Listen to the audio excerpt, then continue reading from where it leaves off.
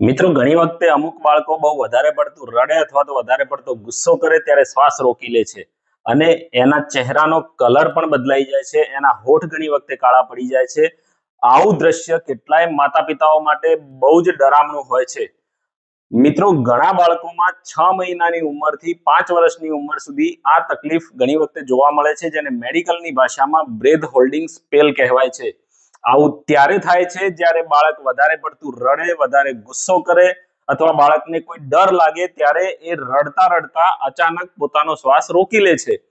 બાળકના ચહેરો એકદમ ફિક્કો પડે છે, હોઠ કાળા થવા લાગે છે, ક્યારેક બાળક બેભાન પણ થઈ જાય છે. આ સમયગાળા દરમિયાન બાળકના મગજમાં થોડા સમય માટે ઓક્સિજનનો સપ્લાય પણ ઘણી વખતે બંધ થઈ જાય છે અને બાળક થોડા જ સેકન્ડમાં ફરીથી પુનઃ શ્વાસ લેવાનું ચાલુ કરે છે અને એ નોર્મલ થઈ જાય છે. આનાથી મોટા ભાગના કેસમાં કોઈ નુકસાન થતું નથી.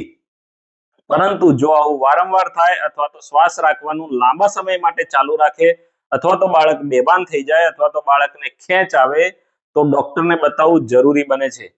ક્યારેક આયર્ન ડેફિશિયન્સી એનિમિયા એટલે કે લોહીની ઉણપના લીધે પણ આવું થવાની શક્યતાઓ વધી જાય છે અથવા તો બાળક વધારે પડતું જિદ્દી હોય ત્યારે આવું થાય છે. આવું થાય ત્યારે માતા પિતાએ શું કરવું જોઈએ? તો આવા સ્પેલ્સ દરમિયાન કોઈ જ ગભરાવાની જરૂર નથી. બાળકના મોઢામાં કશું જ મૂકવું નહીં તો ઘણી વખતે અંતરાશ પડી શકવાની શક્યતા છે. બાળકને સુરક્ષિત જગ્યાએ સુવડાવી દેવું અને જ્યારે નોર્મલ થાય ત્યારે એને શાંત રીતે સમજાવો.